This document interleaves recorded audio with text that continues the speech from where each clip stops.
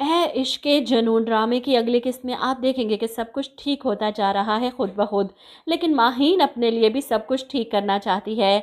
वो राहिम अली नवाज़ को दोबारा अपनी ज़िंदगी में वापस चाहती है। अपनी गलतियों का एहसास होने के बाद पछतावा इस कदर बढ़ चुका है कि राहिम और एमन को एक दूसरे से दूर करने पर तुली है। इसे लगता है कि वो राहिम से बात करेगी, इसे मनाएगी और राहिम इसकी बात मान जाएगा। जैसा कि अब तक आपने देखा कि राहिम की तबीयत काफ़ी बेहतर हो चुकी है। एमन के साथ इसकी केमिस्ट्री काफ़ी पसंद की जा रही है और जो कुछ राहिम एमन की फैमिली के लिए कर रहा है, इसके बाद एमन के दिल में इसकी मोहब्बत और मर्तबा और भी ज़्यादा बढ़ चुका है। ऐसे में राहिम ऑफिस जाना शुरू करता है, लेकिन एमन को भी अपनी नज़रों से दूर नहीं रखना चाहता। वो नहीं चाहता कि एमन घर पर रहे और पीछे से आफिया बेगम या शहरोज़ कोई ऐसी वैसी हरकत करें। इसलिए एमन को अपने साथ ही तैयार करता है कि तुम भी मेरे साथ चल रही हो।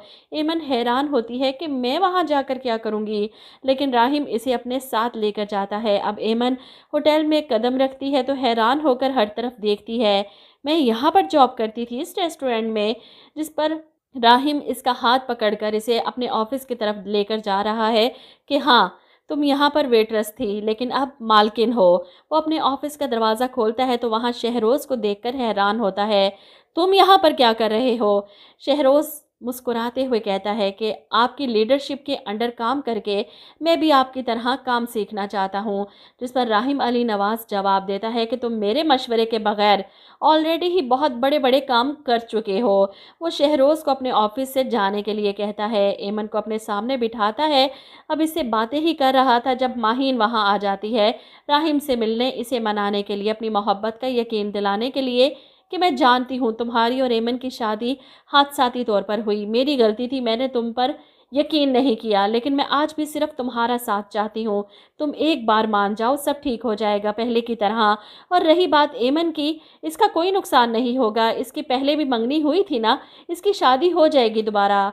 ये सुनकर तो राहिम को शदीद गुस्सा आता है। स्टॉप इट माहीन, शादी कोई मजाक नहीं होती कि जब चाहे कर ली, जब चाहे छोड़ दें। एमन ये सारी बातें सुन रही थी और अंदर अंदर खौफ से कांप रही थी। अगर माहीन वापस आ गई तो कहीं राहिम इसे छोड़ ना दे।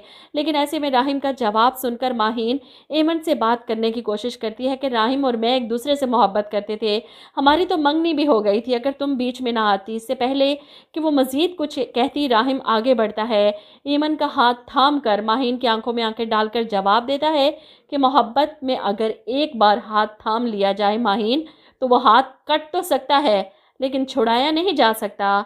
माहीन जो कभी राहिम को और कभी इसके इस हाथ को देखती है जिसमें इसने एमन का हाथ मजबूती से थाम रखा है, आंखों में आंसू लिए वो वहाँ से पलट जाती है। वो जान चुकी है राहिम इससे हमेशा के लिए दूर हो चुका। अब वो कुछ भी कर ले, राहिम को दोबारा नहीं हासिल कर सकती। इधर जमाल जो अभी तक जेल में पड़ा है और उसकी माँ जो रोज़ इसे मिलने आती है ये बताने के लिए कि तुमने अपने साथ बहुत बुरा किया। जिस एमन के लिए ये सब किया उसकी तो शादी हो चुकी है, अब वो तुम्हारी पहुंच से दूर है। लेकिन जमाल की तो एक ही रट है, ऐसा नहीं हो सकता। मैं आज भी एमन से ही मोहब्बत करता हूँ, मैं बस यहाँ से निकल कर इसे वापस हासिल कर लूँगा। आप मुझ पर भरोसा रखें।